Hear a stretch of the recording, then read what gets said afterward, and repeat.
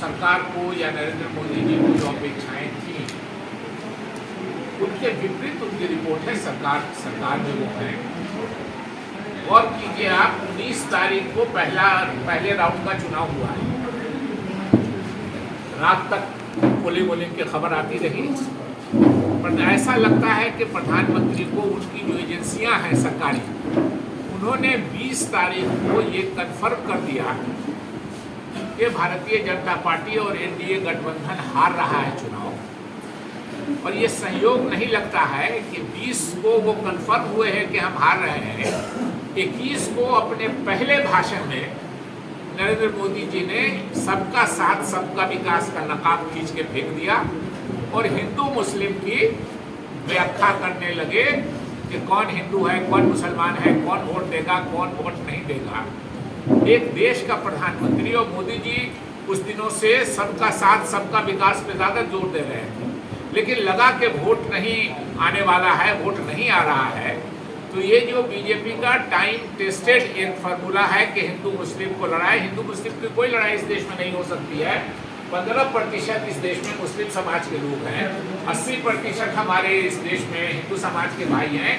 100 में 80 और 15 में कोई लड़ाई नहीं हो सकती है, लेकिन एक काल्पनिक लड़ाई नरेंद्र मोदी जी और उनकी पार्टी का ये है और इसीलिए उन्होंने विकास का मुद्दा छोड़ दिया। कांग्रेस के मैनिफेस्टो में कहीं हिंदू या मुस्लिम इस शब्द का उपयोग नहीं किया गया। हमारे जो राष्ट्रीय अध्यक्ष हैं मल्लिकार्जुन खड़गे जी, उन्होंने प्रधानमंत्री से समय मांगा है, प्रधानमंत्री समय नहीं दे रहा है, कि हम समय मांगा है खड़गे जी ने कि हमको समय दीजिए, हम आपसे मिलके अपना मैनिफेस्टो दिखलाएंगे कि इस मैनिफेस्टो में हिंदू मुस्लिम शब्द का दोनों में से कोई शब्द नहीं है। लेकिन आप झूठ इस देश की जनता को आप गलत बात कर रहे हैं। 140 करोड़ लोगों में कितने लोग जो पढ़े लिखे हैं मैनिफेस्टो पढ़ रहे हैं, और नरेंद्र मोदी जी के प्रचार से ये फायदा हुआ है कि पिछले 3 दिन में 40 लाख मैनिफेस्टो कांग्रेस का डाउनलोड किया गया है, इसलिए कि उसमें कहीं उस शब्द का नाम नहीं है और प्रधानमंत्री जी शुरू कर दिए। तो स्वाभाविक रूप से ये इस बात को दर्शाता है कि भारतीय जनता पार्टी, हमारे देश के प्रधानमंत्री अमित शाह जी या जो आरएसएस के लोग हैं, पहली बार आपको एक बात और बताते हैं, आरएसएस के बारे में है कि वो साथ नहीं दे रहे। और इन 10 वर्षों में इस चुनाव के बीच में पहली बार पहले फेज के पोलिंग के बाद नरेंद्र मोदी जी नागपुर गए आरएसएस हेडक्वार्टर में और रात वही गुजारी। इस बात से आप समझ ले सकते हैं कि प्रधानमंत्री की स्थिति क्या है।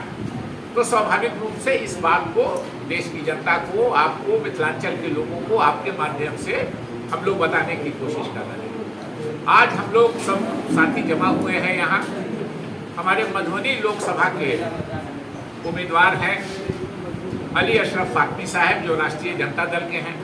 आप सभी को मालूम है, मैं यहाँ से सांसद था, आप लोगों को ही बुला के मैंने एक प्रेस कॉन्फ्रेंस करके आज से 1 साल पहले घोषणा कर दी थी कि मैं कोई चुनाव नहीं लड़ूंगा।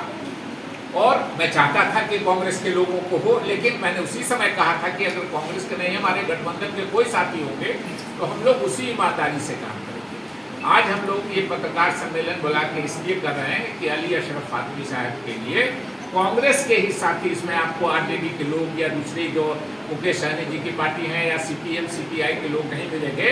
जिला का पूरा कांग्रेस परिवार एक तरह से यहाँ बैठा है मधुबनी लोकसभा का। हम लोग फिर झंझारपुर में करेंगे। ये मधुबनी लोकसभा के लिए है। आज हम लोग पूरे लोग यहाँ बैठे हैं कि हम लोग पूरी मुस्तैदी से, हमारे जो गठबंधन के उम्मीदवार हैं अली अशरफ फातमी साहब कोई अननोन नाम नहीं है।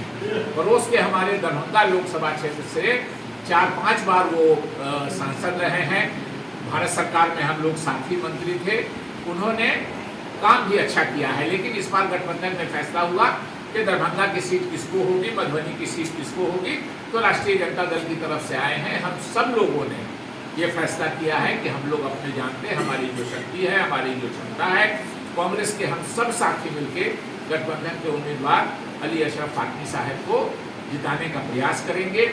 और हम लोग ये सुनिश्चित करने की कोशिश करेंगे कि अली अशरफ फातमी साहब अच्छे वोटों से जीते और हमारी सरकार दिल्ली में बने, जिसमें हमारे मिथिलांचल की भी भूमिका में हमारे जो मिथिलांचल के प्रतिनिधि होंगे वो महत्वपूर्ण रोल निभाएंगे। जैसा 2004 से 2009 के बीच में हुआ था कि मिथिलांचल से मैं था, अली अशरफ फातमी साहब थे, हमारे और साथी मंत्री थे। एक होता है कि अगर आप राज्य सरकार में हैं तो राज्य में मंत्रिमंडल में आपको मिलता है, आपको प्रतिनिधित्व होता है। मिथिला के अभी हमारे यहाँ से समीर कुमार महासेठ जी थे, अब्दुल बारी सिद्दीकी साहब थे मिथिलांचल से। उसी तरह जब भारत सरकार बनेगी तो हम उम्मीद करते हैं कि अली अशरफ फातमी साहब भी उसमें नेतृत्व करेंगे हमारा, अगर हमारी यूपीए की सरकार बनती है तो। और लगता है कि इंडिया गठबंधन या यूपीए जो भी आप इसको कह लीजिए, उसकी सरकार बनने जा रही है। भारतीय जनता पार्टी और प्रधानमंत्री जी का जो बेचैनी है, कि जो घबराहट है, उसको देख के मुझको लगता है कि निश्चित रूप से बहुत जगह से, क्योंकि एक हमारे साथी ने बहुत अच्छी बात कही एक तरह से, ये 400 पार बराबर बोलते हैं।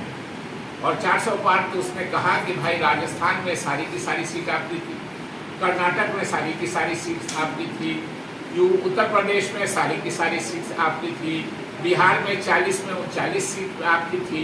अब बढ़ेगा कहाँ से? अब तो पाकिस्तान और बांग्लादेश में चुनाव कराइएगा तभी ये बढ़ने वाला है, क्योंकि जो हिंदी हार्टलैंड था उसमें तो आपको पिछले ही इलेक्शन में मैक्सिमम था। अब तो घटने ही का सवाल है, बढ़ने का स्कोप कहाँ है?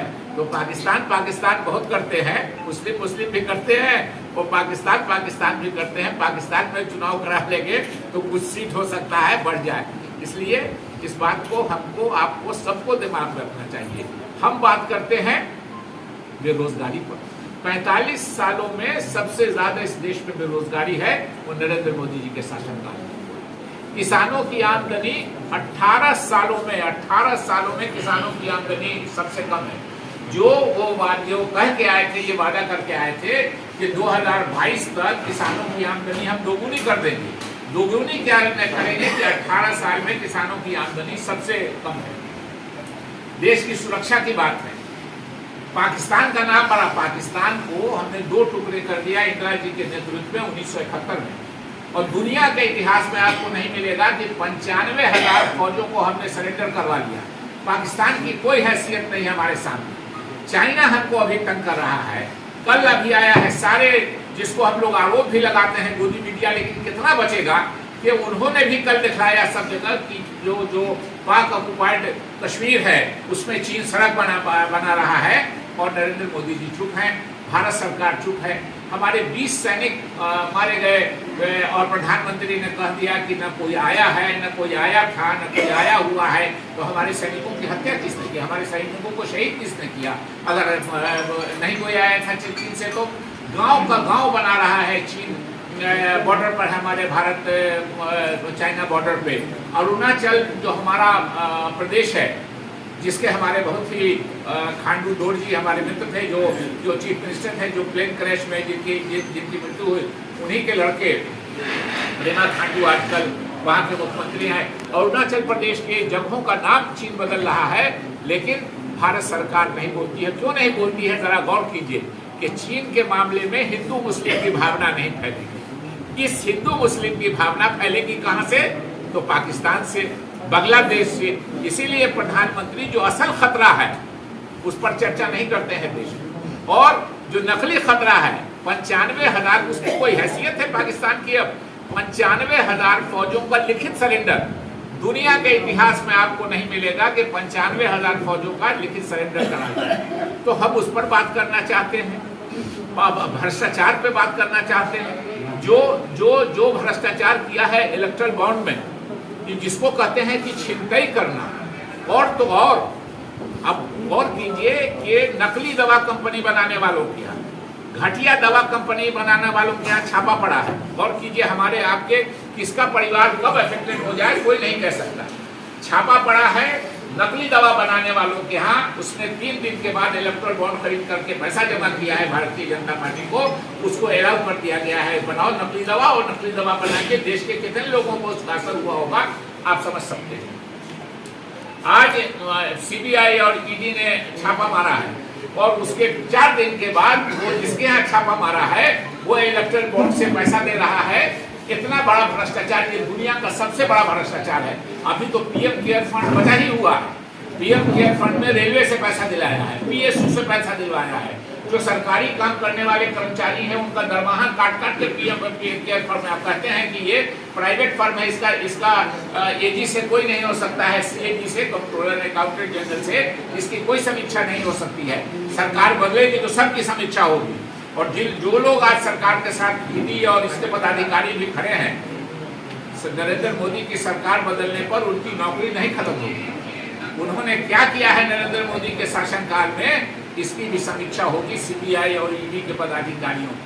अभी गवाह बनाया हमारे जो गठबंधन के हमारे साथी हैं अरविंद केजरीवाल, उनके खिलाफ जो ईडी ने 4 का 4 गवाह खड़ा किया है, चारों का चारों बीजेपी के फंक्शनरी, चारों के 4।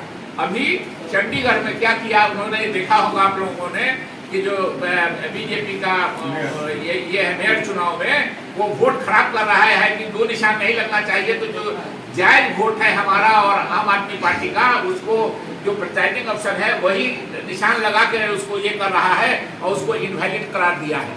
ये है इनका जनतंत्र का, ये जनतंत्र के मूल्यों का ये है। इसलिए देश की जनता को एक चीज और कोई पूंजी इनकी नहीं है। अंग्रेज भी यही करते थे।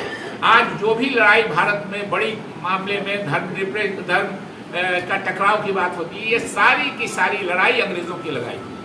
अंग्रेजों ने 1857 में देश तो कब्जा कर लिया था, लेकिन कब्जा करने के बाद उनका शासन और बढ़ाना था लगातार, तो उन्होंने बहुत अच्छा रास्ता चुना। 60% उस समय हमारे देश के हिंदू समाज के लोग थे, 35% मुस्लिम समाज के लोग थे, 95% को लड़ाइए। ये लोग आपस में लड़ते रहेंगे, अंग्रेज राज करते रहेंगे, हमारा लूट का खजाना लेते चले जाएंगे, इंग्लैंड ले जाएंगे, अपना कानून बनाएंगे। शशि थरूर जी का नाम आपने सुना होगा।